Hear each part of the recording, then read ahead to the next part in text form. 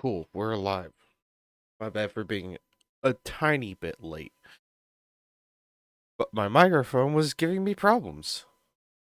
We'll tell this little story real quick. And it actually fucking starts last night. Last night I was playing some Black Ops 3 Zombies with the boys. And one one of them, Sonic, he was noticing that my microphone was getting loud and quiet quite intermittently. Even though I usually have my audio set pretty much just right where I want it and where everybody can hear me, whatever. Turns out that Windows, in some recent update or a recent update to some other driver, right? My microphone got turned down to 75% of its usual volume. I usually have it 100. Why do I have not enough USB controller resources?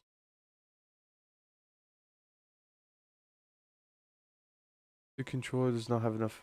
What the fuck? Bullshit. I do not care. Hey, traveler. Okay, cool. It's not fucking over everything. Okay. My bad. I'm still going through the initial checks of my system to make sure it's not completely out of whack. I woke up Larry 45 45 minutes ago. I've not been awake for long, and I haven't streamed in a couple of weeks. But excuses aside, like, not have a notification dot on apps. Please piss off, YouTube. Thank you. Stream Element spot running. Thank you, Stream Elements. Okay. Train of thought is derailed. Let me catch it back. Alright, yeah. Last night, Sonic noticed that my audio was fucked. Was a little bit off. I didn't quite know what the issue was until I set up my stream this morning. Turns out that, as I said, turns out my some sort of update changed my audio to be from 100% volume to 75% volume. So that was causing my Streamlab, or not Streamlabs, but OBS Studio to not pick up my microphone at all. Like it wasn't wanting to pick up whatsoever. And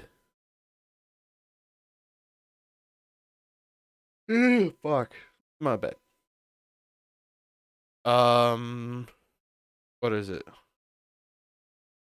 And it was quiet when it did pick up. So was able to find out the problem. Thankfully, there's no problem for the stream. Everything's working smoothly. So, let's just get this stream underway. The version 3.3 special program by Genshin Impact. This is the live reaction on my channel. I want to thank you all for our 150 subscribers. Thank you all for willing to stick around on the channel. I hope you guys will enjoy my future content, but otherwise, enough rambling. We got to get into this. Hey, traveler. What a surprise. I didn't expect to see you here. I bet you didn't waste any time as soon as you heard that Inazuma was organizing a Test of Courage event, right? Oh, boy. I know you. Oh, what am I doing? Well, obviously I'm here scouting out the place. I've been investigating the area and have already figured out all the plans for the event. Of course, I can tell you all the details. We're practically family. I'm Max Middleman, and this is the Genshin Impact version 3.3 special program. Let's roll the version 3.3 trailer. I've already incidentally checked out the 3.3 banners. And I completely dodged this. I completely dodged this entire update. I am so glad that I do not want any of the characters that are in 3.3. We'll get to that later, but I completely dodged it. I really want Yelan, and I am so glad that this is an Inazuma Focus update.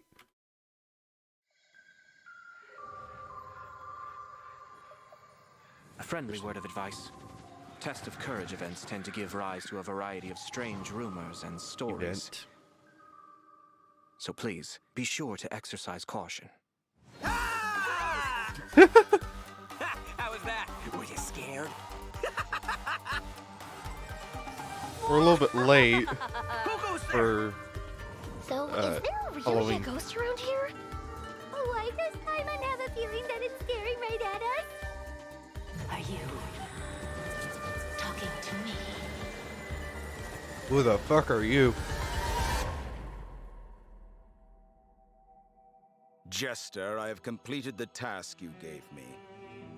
From this day forth, Balladeer and Kabukimono will cease to exist. Did you really think you would be able to see through my plan? Dottore.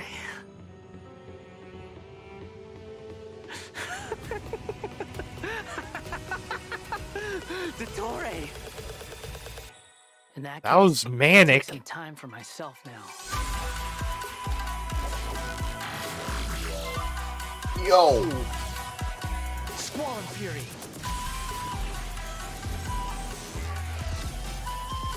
You dare to gaze upon me?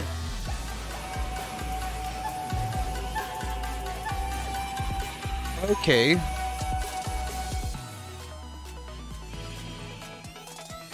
Dare to mess with me?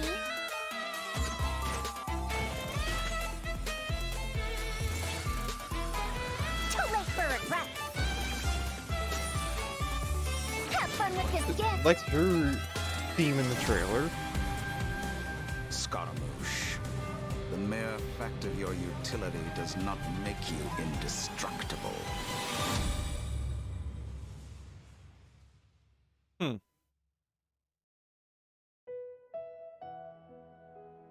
Redeem your codes, everybody. Redeem your codes, but we're gonna skip through.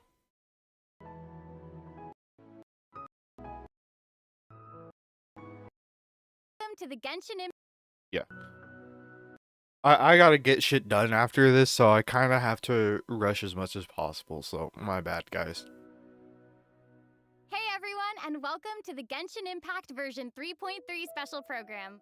I'm your host, Sarah Miller Cruz, the voice of Lumine in Genshin Impact, and today I'm joined by... Max, the one and only middleman voice of the one and only Arataki Icho. And I'm Patrick Pedraza, voice of the Wanderer. But up until now, travelers have only known me as Scaramouche, and everyone's been battling me in the game lately. Yeah, that's true, but to be fair, it's a really cool fight. It's a really cool fight. Yeah, I know. Anyway, I'm super Yep. excited to have the chance to share some upcoming content with everyone. What did you all think about that trailer?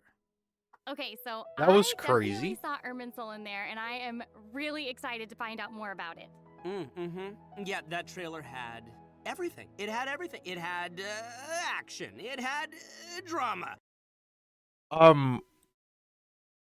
We still haven't gotten to certain points from the Sumer preview trailer. You know, the anime style trailer, right? We still haven't gotten certain moments. The one big one, it's shown in a fucking thumbnail and title of one of my videos. There is a burning tree, and we have no fucking clue what that tree is. A lot of people expect, are saying Irminsul, maybe a great significant tree of significance. The same thing can be said for Winter Night's Lazzo. When Kale wakes up from her vision, because that's not just some ordinary dream. That was a vision. Right, we see Dottore standing in front of a tree that is on fire. We still have not gotten that moment. So I suspect in 3.3 or 3.4 that we're going to get, in one of those Archon quests, that we're going to get that moment. It seems that in this version, though, we're going to get that little piece of imagery, uh, what's the correct term for it? Cleared out. It was lighthearted in places, but it was dramatic. Yeah. Dude, I'm just Do not super care stoked about for the everyone event. to see Scaramouche's like backstory. I'm super excited about it for real. Heck yeah. Well, speaking of that, following the story's development, Scaramouche is still in Nahida's custody. So I bet the question everyone's wanting to know is how he'll become the Wanderer. Yeah, for sure. And there's quite a story behind that. If you're interested, then be sure to play through the Archon Quest interlude chapter, Inversion of Genesis. There is so much to learn in this quest, so I hope everyone checks it out. Inversion Come of on, Genesis. Man. You can't just leave Interesting. everyone hanging like that. How about some hints? Come on, please. Please, all right. How can I say no to a cute chibi Ito? You can't. Here's a little preview from the quest. Okay, this is the We ran Emerald into two tree. people at the academia today talking about an essay. Turns out their topic was about the Tatarasuna incident. From what they were saying, it sounded like lots of Tatarasuna's history is still unexplained. And most of the information we have now is just from people filling the gaps with their imagination. At least that's what they thought. Well, they guessed right about one thing. Tatarasuna was sabotaged. That Oh, was man. pretty rad. Wait, why are they talking about Tatarasuna? I guess we'll have to see. It is interesting, though, to see the Traveler, Nahida, and Scaramouche all together so peacefully like that. Yeah. Yeah, but To my knowledge, I don't really pay attention too much to the World Quest lore. I usually get all that from YouTube channels that will summarize certain things.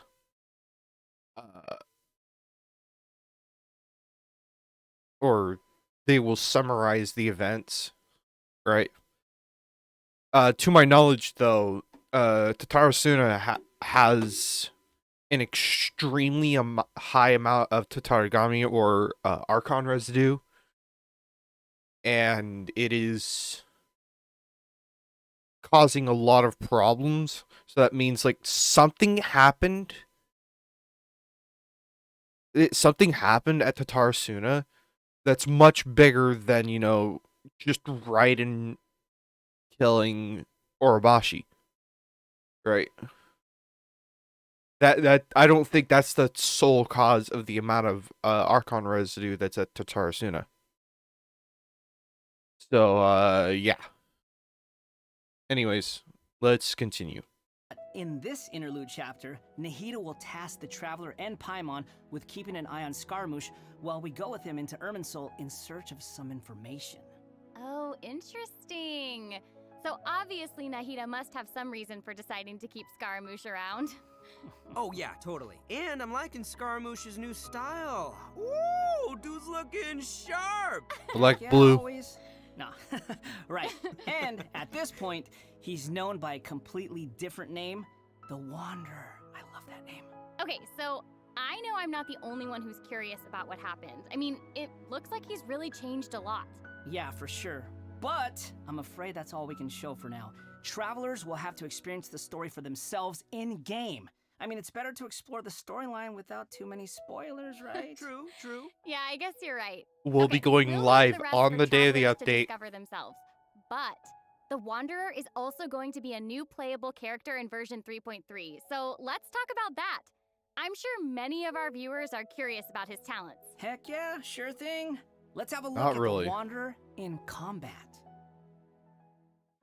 There's no need to exchange pleasantries. It's rather pathetic to force a conversation just to occupy silence. The wind rises.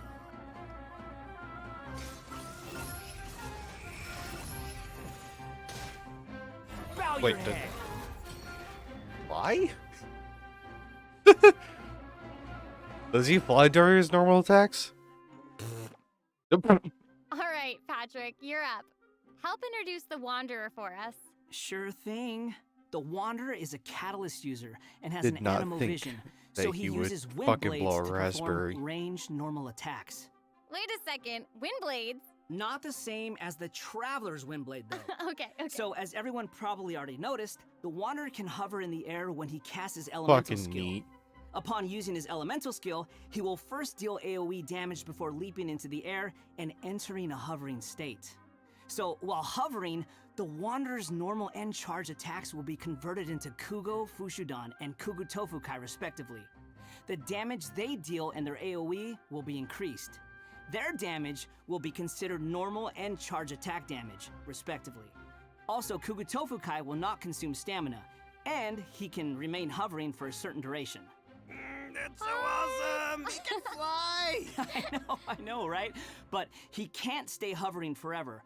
While hovering, the Wanderer constantly consumes Kuguryoku points to maintain his hovering state, which is the blue meter you see on the screen. Even if he doesn't move or attack, hovering will still consume Kuguryoku points. Okay. So this mechanic works a little differently than our typical stamina meter. There are many possible actions the Wanderer can perform while hovering in the air, which all rely on Kuguryoku points rather than stamina. So, for example, sprinting mid-air will consume additional Kuguryoku points to accelerate mid-air, and holding the sprint button will cause persistent point consumption to maintain speed. So, this effect will replace his default sprint. Jumping expends extra Kuguryoku points to increase hovering height. Holding jump will cause persistent Kuguryoku point consumption to keep increasing hovering height. Of course, running out of points will end his hovering state. Oh, okay. So travelers will need to plan their actions while hovering. Exactly. So Neat. with his talent, Jade Claim Flower, when casting his elemental skill, if it contacts I'm Hydro, hoping that Pyro, he does it Cryo, or Electro, completely. that instance of the skill will receive a corresponding buff effect depending on which element was contacted. I'm kind of hoping, or not kind of, I'm really hoping that he doesn't completely eclipse Xiao in terms of overall damage potential. Like, I enjoy Xiao, right? But if this is a direct buff over Xiao, because there's not very many, or how should I put this? Xiao is very much multi-purpose. Or not multi-purpose. He's just a straight up animo damage character. You don't really need elemental mastery with him. He doesn't do that well with swirls.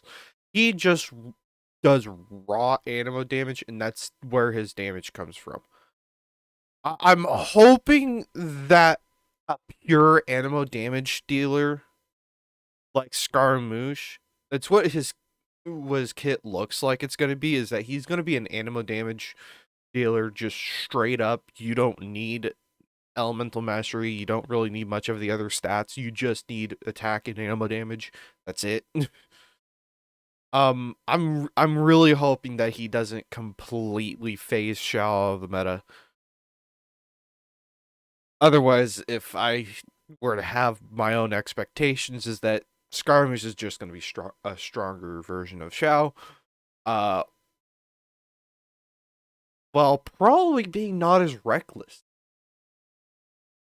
You know, Xiao's a pretty reckless unit in the game.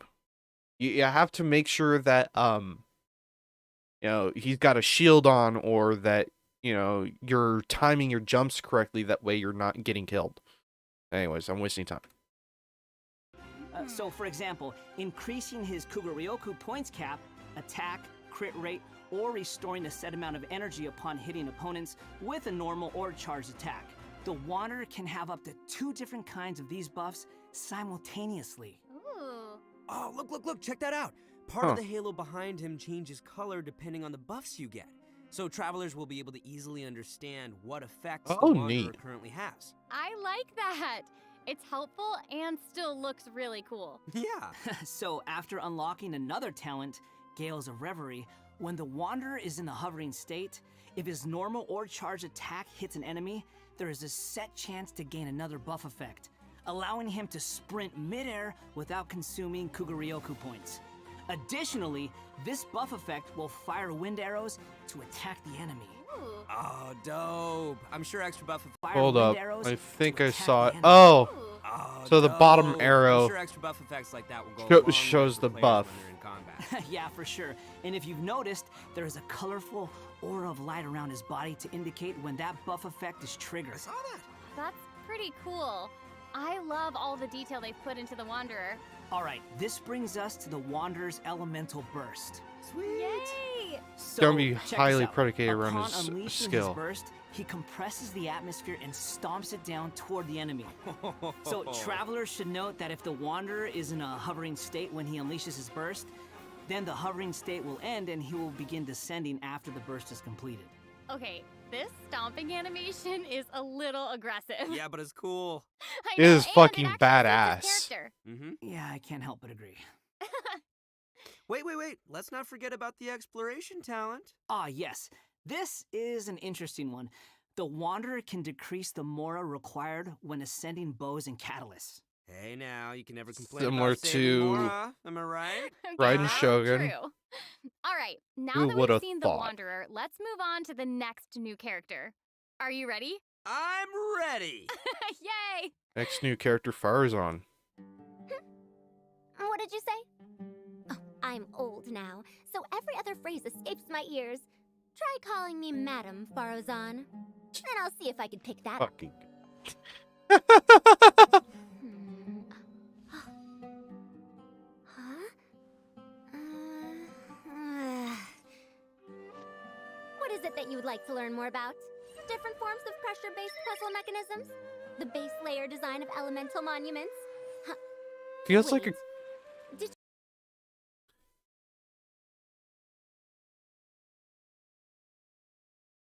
I'm getting a cross between Yanfei and Mona.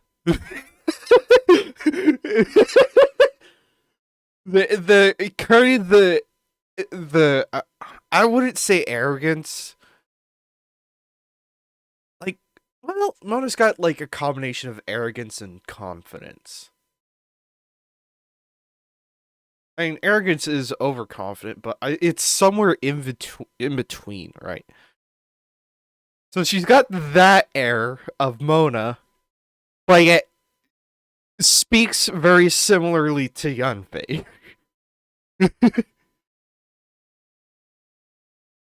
You ain't gonna sugarcoat her words, and it's just straight to the point. you forget to call me Madam Farazan just now when you asked your question? Whoa! What? There's nothing wrong with being afraid of thunder, even at an older age. Oh, my she gosh. sounds sassy. That's smart too. She seems so awesome. She's fun. I wonder what her skirt's made I out know, of. her design is so cool and really detailed. I love Picture it. from 100 years so ago, she even enjoys though she herself. looks super right there. young, she's actually an old person. Like, She enjoys self-identifying as everyone, senior, and has significant knowledge of ancient scripts and machines of all kinds. Huh. where's my teeth? Well, she's not that old. I Oh, don't know, right. could've fooled me. Farazan's age is probably still nothing compared to Scaramouche. Mm-hmm. But let's call him the Wanderer, Sarah, please. Okay, you know who I meant. Actually, now that I think about it, yokai can also live a really long time too. That's right. Yeah, no. And speaking of age, isn't the traveler's age also kind of mysterious? Mm-hmm, that's true. It looks like all Thousands of of years our old. characters are intriguing. But it's safe to say that Farazan is way older than most people in Tibet. Farazan works in the Academia's Haravatat Darshan and has been a hairbod, which roughly means mentor, for over a century. So I bet everyone out there is wondering if she's also some kind of creature blessed with long life, you know? Like Klee? No, she's actually just your regular, typical human being. Oh. Well, maybe not so typical. About 100 years ago, Farazan was an undisputed genius, traveling all around Sumeru and solving many puzzles and mysteries. The notes she left behind eventually became the basis of mechanical research for later generations. Whoa, she sounds pretty amazing. But later, she accidentally stumbled into some ruins while trying to solve a puzzle. There, she encountered some strange phenomenon which stopped her from aging, and was trapped there for nearly 100 years. Woo. She eventually solved the puzzle and was able to finally return to Sumeru. Weird. Can you imagine being trapped in a puzzle for 100 years? Wait. So that's how she's been hairbod for over a century. Yeah. And even now, she still has the pride of a scholar in her heart and is a very talented person. It's just that after being separated from the world for so long, she's kind of fallen behind the times now. Oh, yeah. We're just gonna completely gloss over the fact the Akasha terminal's gone. She won't have any fucking clue about, wait, what the fuck? My Akasha terminal's not working. What happened to the Akasha? She's gonna have to ask around. Oh, hey, I get what you mean. She was once a proud researcher in a niche field that has become unpopular after 100 years. So, is she still completely dedicated to her field? Yep. And she often tries using her old age as a means of drumming up support for her ideas. Oh boy. However, I think she'd prefer to be complained about for using her seniority rather than garnering sympathy for her experience of being trapped in the ruins. Yeah, sounds like she's quite the character. I know, right? Okay, so now that we've covered her backstory, So she's a tsundere. why don't we take a look at Faruzan's abilities in combat? Let's do it. Fight. 100 years have passed, yet there hasn't been any change to those dumb rules at the academia. Dare to mess with me? Have fun with this gift!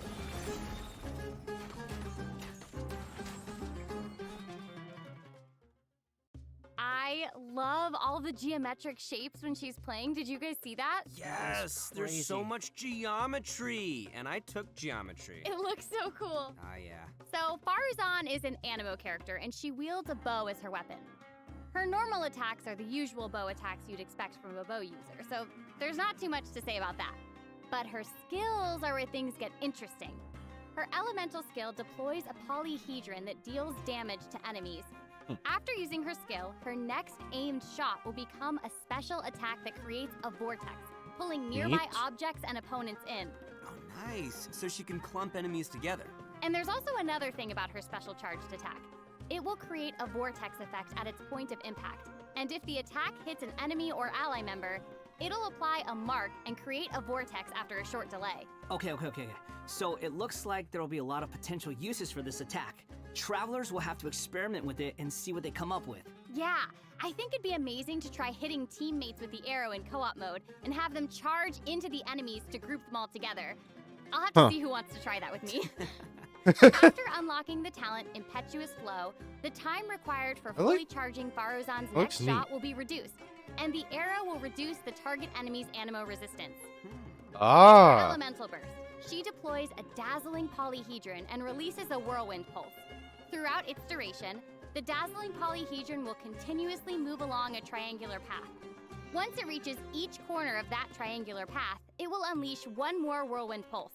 Yeah, 1 minute she's here, the next she's polygone for 100 years. Hey.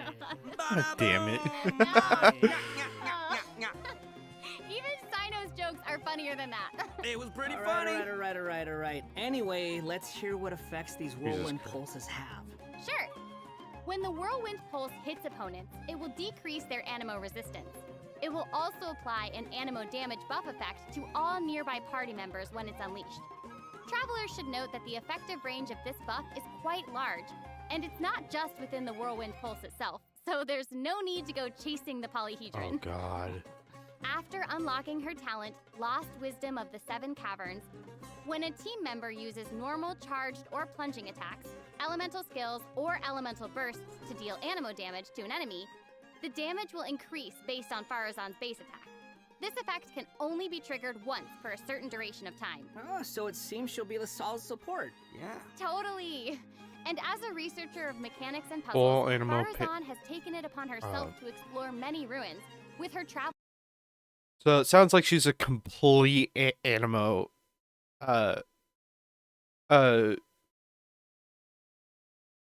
She's an she's just straight up an anima buffer. Similar to how Goro is, she just fills that spot of a pure anima support. Travels, taking her all across Sumeru. Her exploration talent reflects this, and she gains more rewards when dispatched on a Sumeru expedition for 20 hours. I'm sure no other mentor in Haravatat has 100 years of experience in solving puzzles. Yeah, I gotta say, that's pretty hard to beat. So, the big question is, when can travelers expect to get these new characters? That is a good question. Let's talk about the upcoming event wishes. In the early part of version 3.3, the Wanderer and Arataki Ito will be available via their own event wishes. Faruzan Neat. will also be making her debut in these event wishes. In the later part of version 3.3, we'll be seeing rerun event wishes for both the Raiden Shogun and Kamisato Ayato. And last Yeah, I but not dodged least, this one. the new 5-star catalyst, Tule Tula's Remembrance, will be appearing in a new weapon event wish. And that's not all. In version 3.3, 2 brand new artifact series will become available. So Oh, travelers great. should be sure to check out the corresponding domain. Woo! More artifacts! All right. I hope travelers will have fun experimenting and trying new combinations with these. Yeah. Okay, we've already talked about it. Let's take a look at this. Desert Pavilion Chronicle. Anima damage bonus is increased by 15%. When charge attacks hit opponents, the equipping character's normal attack speed will increase by 10%, while normal charged and attack will increase by 40% for 15 seconds. Okay. This could be an interesting artifact set to compare against Chao's current best in slot. I'm hoping that it will just stay on par and that current investment is still good. Like, I still need to farm artifacts for... Well, I don't need to farm artifacts for Nahida. I need to farm artifacts for Shinobu and Yoimiya. I need to farm artifacts for them. So I'm hoping that this isn't so strong where I have to pay attention. Oh, this is a Hyper Bloom. Okay. This is a Bloom set. Okay. Oh. I don't have to farm for Kuki. I have to farm this domain anyways. The equipping characters Bloom, Hyper Bloom, and Burgeon reaction damage are increased by 40%. Additionally, after the equipping character triggers the reaction, they will gain another 25% bonus to the effect mentioned prior. Each stack of this lasts 10 seconds, max 4 stacks simultaneously. This effect can only be triggered once per second. The character who equips this can still trigger effects when not on the field. So, wait a minute. Somebody smarter than me will probably need to explain this better than what the game can do. Let's see.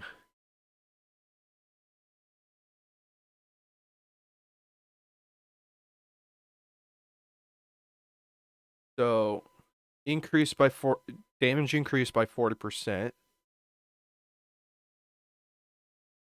Additional 25% multiplied to the 40%. So it's going to take it up to 50. So it's a 10% damage bonus on top of it. Max 4 stacks, you can get total of 80% bonus damage at max stacks. Okay. So the base bonus damage is 40%. Or base damage boost is 40%. Each stack gives you 10% on top of the 40%. That will and at 4 stacks, the maximum it'll be 80. Okay. That's at least how I'm interpreting it. If it's 25% on top of the 40%, then that could be really nuts. It could put the damage bonus to a higher 40%, which I don't think is really that much possible. But this'll be fucking nuts on Cookie.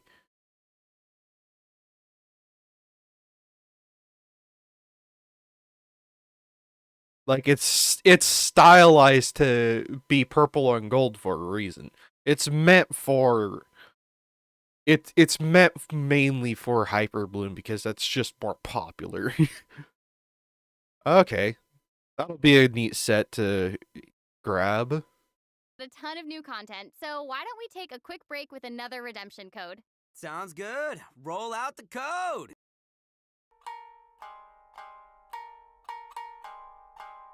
Special program. Okay. Oh god. Welcome back to the version 3.3 special program. We get an umbrella okay, as a sword. Patrick, what do we have next? So next, we'll be covering the upcoming events for the new version.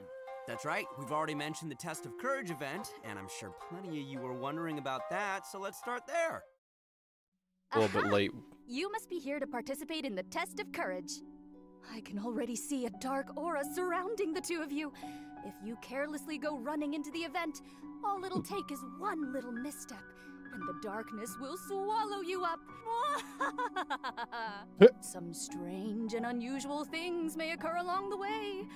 If you ever feel you can't handle it, you may withdraw from the event at any time. This is your last chance. Okay. I'll count it down. 3, 2, 1. Welcome to the Test of Courage. Enter at your own risk. That was pretty interesting. Yeah, I mean, it is a test of courage, so I'm sure there'll be some scary stuff going on there. I ain't scared. Anyway, to successfully clear this event, we'll be facing a series of little tests. Ooh, what's this? Tests, you say? Yes, that's right. Word has it that if you walk around the test of courage, you might find yourself encountering a special sort of game. We've already got the rules down, so I'll do a quick introduction. Basically, travelers will have to control a bouncing bar to bounce a ball and use skill ball effects to break as many bricks as possible. Okay, I'm liking this one. Seems pretty straightforward. During the game, travelers will be able to trigger elemental reactions to break bricks more effectively. Nice! It even has elemental reactions. Yeah, we can control the character to move the bar. When the character we're using is either Pyro, Hydro, Cryo, or Electro, the corresponding element will be applied to the bar. By switching characters, you can change the element of the bar. Okay, all the pieces are falling in place now. The bar can infuse a certain element, and the blocks also have their own elements, so causing a skill ball of one element to hit blocks of different elements will trigger elemental reactions. There, how'd I do? Yep, you nailed it. The bar will add the element corresponding to your character. Besides triggering reactions the way you just mentioned, if a skill ball is already infused by an element and it hits the bar, it will also trigger a reaction, causing the skill ball to have some additional effects. When preparing your team, you can equip modifiers to receive various buff effects, which will help you successfully clear the challenge. This looks like a fun Also, little when mini there game. are less than a certain amount of bricks on the board, and the ball lands another hit, the bar will unleash fireworks. Whoa, cool. Yeah. Travelers can utilize this effect to break some bricks that would normally be difficult to hit directly. It's like a bonus attack. Oh, Yeah. sweet. So, travelers will need to select characters of the right elements, equip the appropriate modifiers, and use different elemental reactions to break bricks and score more points. And then travelers will be able to use their points to exchange for rewards in the event shop, correct? That's right. Also, travelers will have the option of teaming up and playing the event together in co-op mode. Oh, looks like a lot of fun. Yeah, super fun. Yeah, in addition to this minigame, the Test of Courage storyline will also contain more challenges. Travelers will even have a chance to meet with some good friends again, so be sure to check out this new event. All right, let's move on to our next event. Okay, so next up, we have a race event called Across the Wilderness. Like Your racing? objective, collecting balloons. Ooh. I don't know, seems like the Wanderer's abilities might come in real handy here. Mondstadt I parkour know, event. right? So, in this event, each stage will have wilderness balloons scattered all around. Travelers will need to find as many wilderness balloons as possible within the time limit to earn increasingly better rewards. So during the challenge, travelers will be able to utilize their character's skills and talents. So it'll be important to assemble the right team depending on the traits and terrain of the challenge area. Oh, interesting. interesting. Yeah, so travelers can also use something called the Wilderness Compass to obtain various buffs, which include enhanced jumping capabilities, increased movement speed, or unlimited stamina, etc. Ooh, cool. However, you can only claim one buff during each challenge. You must consume blessed energy to use the compass and gain the selected buff. You may charge the compass up by finding wilderness balloons or interacting with blessed energy in the challenge. Or you can always wait for the compass to passively charge over time. Yo, this event looks pretty crazy. It's almost like watching parkour. Yeah, there are two different kinds of wilderness balloons in these challenges. The first is harvest balloons, which will increase the overall progress of your search for wilderness balloons. The other kind is sonar balloons, which will cause several harvest balloons to appear around you for a set amount of time. That's awesome. So there will be 5 stages available for this event, and travelers will need to consider the conditions and terrain of each stage to come up with the best way to complete This'll look it. neat. Also, travelers may team up in co-op mode for challenges. Ooh, more chances to play together. I love it. Yeah, same. Okay, let's move on to our next event. Everyone's favorite game of hide and seek is back with the Wind Trace event. And of course, this is going to be another co-op event, and I, for one, am super excited for it. Block co-op. Nothing like a good co-op. Many of Hold on. It seems like this update is really trying to get people to play co-op a lot more. Mind you, I'm mainly a solo player. Like, I don't do much of co-op. Don't like co-op all that much, but yeah. you might already be familiar with this event by now, but there have been a few changes. Let me introduce what travelers can expect to see this time around. We can probably skip some of the basics this time. You know, players either hide or seek. And then... Okay, wait a second. There actually might be some new travelers out there who've never seen this event before. So why don't you start with some of the basics? Right, good point. Okay, let's start at the beginning then.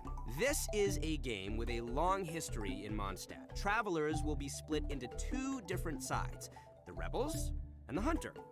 You will need to use skills and master the art of hiding or chasing down others to win this event. The goal of the Hunter is to capture all the Rebels, while the Rebels run... Okay, whatever. Basic Enough? rules. So, what else you got for us? Well, some travelers may remember playing as the Rebels and getting caught early in the game. Once that would happen, all you could do was spectate and watch the rest as the others continue playing. But this time around, once you're caught, you'll still be able to participate in the match even in observer mode. Ooh. Yeah, it's pretty cool. Once you're in observer mode, you can't be seen by other players and will receive the illusory beacon skill. This skill will allow you to place a random beacon to confuse the hunter. If your beacon successfully tricks the hunter and is destroyed, then the hunter will suffer an obscured vision effect. So even after you've been captured, you can be like a little ghost, trying to help your teammates by disrupting the hunter. That's pretty fun. And at least you won't have to sit there and just watch the rest of the match anymore. Exactly, but what does the hunter get this time? I mean, we gotta keep it fair. Some new Windward arts have been added for both the Hunter and the Rebels. The Hunter will now be able to use the Hunter's Net. This net can be thrown and will remove any Rebel disguises within its range, and will notify the Hunter that a Rebel was detected. If a beacon is caught in the net, it'll be destroyed and the Hunter will not suffer from obscured vision. Nice. So I guess if you love playing Hunter, you'll probably love this. Oh yeah, you definitely should. The skill Rebels used in previous versions of the game to place beacons can now only be used by players in observer mode. However, the Rebels will be able to use an all-new Concealing Beacon skill. This skill will allow you to deploy a beacon for a set duration and remain invisible while you're around that beacon. All players, including your Rebel teammates, will be unable to see you while you're invisible. If the Concealing Beacon is destroyed by the Hunter, then the Hunter will have their vision obscured for a short time. Sounds pretty fun, huh? Yeah. Yeah, so even if you end up being captured by the Hunter at the start of the game, you'll still be able to participate and assist your teammates. And, did I mention Primo Gems and other rewards? The good stuff. So be sure to check it out. Some more that's twists. awesome. It looks like Seriously, this I can't will wait be to play with friends. Okay, our heavily next excited event for is a combat Rebels to win. event. Time for some combat! About In a time. forbidden place warded by dust and sand, mysterious foes have A misty assembled dungeon. lines of fortifications Neat. to stop your coming. Ooh. That's right, a new edition of Misty Dungeon will arrive in version 3.3. Stoked. Sweet. But this time around, there will be a total of 7 trials with different themes awaiting you in the Misty Dungeon. Each has a different leyline disorder, and travelers will have to adjust their teams according to the disorder's effects and the distribution of enemies. There will also be trial characters for you to select from as well. After entering the domain, travelers will need to go and complete 3 challenges to collect ancient runes. After collecting power from 3 ancient runes, we can power up the control array and proceed to the final challenge. Don't have any water. Also, throughout the trial, additional benediction mechanisms and challenges will appear. Travelers may choose to interact with these to increase the leyline disorder's effects or revive and heal your team. You know, if it were up to me, I'd say just go for all the challenges. I know, but travelers should keep in mind that the challenge objective for each trial might be different, so be sure to check the objective and aim for that while proceeding. In terms of rewards, travelers can look forward to winning Primo Gems and other various prizes. Yes. Ooh, I like prizes. And last but not least, version 3.3 will Oh, also have leyline. leyline overflow events. Leyline Travelers overflow. can look Yay forward for fun. to saving their resin and earning more Mora and experience books. Nice, that's awesome. That'll be great for all the travelers out there still leveling up all their new characters. And even if you don't need those resources now, it's always good to stock up and have more on hand, am I right? Yeah. So, travelers looking to upgrade their characters won't want to miss this. Yeah, I mean, this is all good stuff. In addition to the new version's limited time events, There we version go. 3.3 will also be adding a new permanent game mode called Genius Invocation TCG. Genius Invocation TCG! But before we get into that, let's take another quick break and enjoy a redemption code! Yay! Slap that code on the screen! Don't care. Welcome back, everyone. During our journey into Vat, we've stumbled across All right. several NPCs See what this talking is about like. a game called Genius Invocation TCG. So next, we'll introduce this card game that's been taking to Vat by storm. In the version 3.1 special program, we already revealed that Genius Invocation TCG will be a card game where we can challenge various characters and NPCs or battle against your friends. But there is actually a legend behind this game. It is said that a young guy in Sumeru found an ancient casket of tomes in the attic. He opened it and discovered that the soul of an ancient TCG player called the Crocodile King had been captured inside. What a name. We're gonna have a fucking story Turns out quest related that to the this. Crocodile King was King Deshret's viceroy, who battled an opponent named the Ibis King. During the match, the Crocodile King fell prey to his opponent's scheme and was sealed away in the casket of tomes. Ouch, game over. After being unexpectedly released by the kid, the Crocodile King possesses him and helps him to gradually climb the ranks to becoming a They're having legendary fun with TCG his player. animations. Nice. Hang on, is it just me, or does that kind of sound like the plot to a light novel or something? You're right. It turns out that Yai Publishing House is about to release a hit light novel series based on Genius Invocation TCG. Okay, now this is starting to sound like a plug for Yai Publishing House. Maybe. But anyway, that's the legend on how Genius Invocation TCG came to be. Though it's probably just a story they came up with for marketing the game. So while you were telling us about the story, I was over here researching the rules to the game. Basically, Genius Invocation TCG is a game where you use a constructed deck of cards to duel against an opponent. The objective is to defeat all of your opponent's character cards. That's right. Also, there are many features and mechanics in the game that resonate with Genshin Impact's gameplay, so it shouldn't be too hard for players to get the hang of. Right, I even saw some elemental reactions in the gameplay. Yup, a constructed deck must contain character cards. And as you might expect, these character cards have a normal attack, an elemental skill, and an elemental burst. So when a character card deals elemental damage to an enemy, it will cause them to be affected by that element. Then, you can switch to a character card of a different element and use their abilities to trigger an elemental reaction. Wait, did you guys notice that there are even monster character cards? Can we even make a deck of, like, just the monsters from the game? You're really getting into this, Max. Heck yeah, I am! I like card games! Who doesn't? So in Genius Invocation TCG, all actions require you to spend elemental dice. Each round, both you and your opponent will roll 8 elemental dice. Each of these elemental dice can have any one of 8 elemental attributes. Hold on, but there's only 7 elements in the world of Tavad. You're right. So, in addition to the 7 standard elements, there's also one called the Omni element. The elemental dice required for a character card to perform an action correspond to the character's element. So, for example, a Pyro character like Diluc needs either Pyro or Omni elemental dice to perform an action. Clear now? Yep, crystal clear. Also, elemental dice can be used to switch characters or play a variety of other cards, such as equipment cards, event cards, and support cards. All these cards create the potential for a variety of strategies. Right. While playing Genius Invocation TCG, travelers can earn player experience, which will increase your player level. As your level increases, you'll be able to challenge more characters and NPCs. By completing challenges, you may earn lucky coins, new cards, or NPCs. Character cards, action cards, open world. That's a lot of cards to start out with. By completing challenges, you may earn lucky coins, new cards, or other rewards. Lucky coins can be exchanged in the event shop for cards, or can even unlock dynamic skins for certain cards. Dynamic skins? Ooh. Those are cards that have moving illustrations, right? That's right. All character cards can unlock a dynamic skin. After Neat. unlocking that, there'll even be a cool bonus animation whenever you cast that character's elemental burst. Cool. And if you're confident in your TCG skills, you can also invite a friend to duel. After reaching a high enough player level, you'll even unlock a matchmaking mode. So be sure to give it a try. Neat. Travelers should note that playing against your friends or other travelers won't count towards any leaderboards or provide any rewards. So you can relax. It's all just for fun.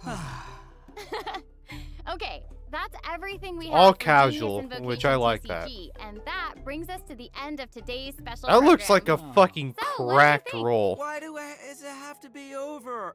There's so much that this version has to offer. Yeah, I can't even take it all in right now. I'm just super You know, stoked to be part of this. Genius Invocation I might think actually I be just pretty fun gained for me. Some Kuguryoku points just doing this whole thing. I'm not much of a card game type person when it comes to that style, Cool. I know. What about Scaramouche but hovering? that looks pretty neat. Like that's I insane. know, that's awesome. That's super dope.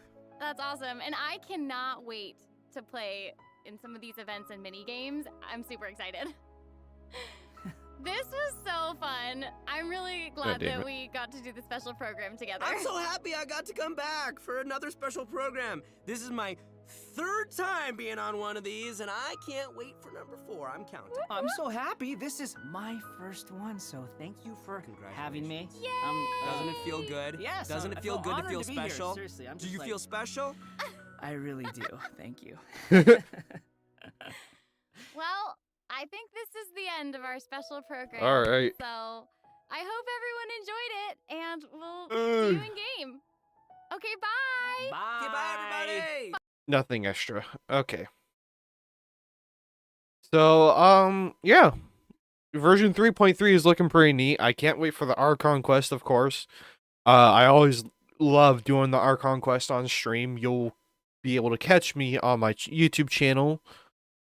Pretty much as the update goes live after, you know, all the servers are up. Let's see. With the time adjustment, I should be going live on the day of the update at 6:45 p.m. Pacific Standard Time, which is UTC -8. For those who watch my channel internationally. But yeah, I will be definitely going live as soon as the update drops. And my microphone's been peaking a lot more than usual. Anyways. What is it? Genius Invocation TCG is actually looking pretty neat. I can't wait to check it out. Especially if I can get a few of my friends to get into it, just simply the card game rather than the overall game of Genshin itself. Because it seems like it would genuinely be fun, just experimenting and fucking around, finding out essentially with it. Yeah, that's all I could really say. Thank you guys all for watching. If you enjoyed the show, please hit the like button and subscribe for more content for my channel. I really appreciate it. And while you're at it, you can hit that notification bell. That way you guys get notified for every time I upload or go live. Down in the description below, you'll find links to my buddies' channels, NGG Sonic and NGG Crispy. Without them, none of this would really be possible, and I can't thank them enough. So yeah, please go check out the channels at the very least. Maybe subscribe to them. I don't know. With that all out of the way, hope you guys all enjoyed, and I'll catch you guys next time. Peace out.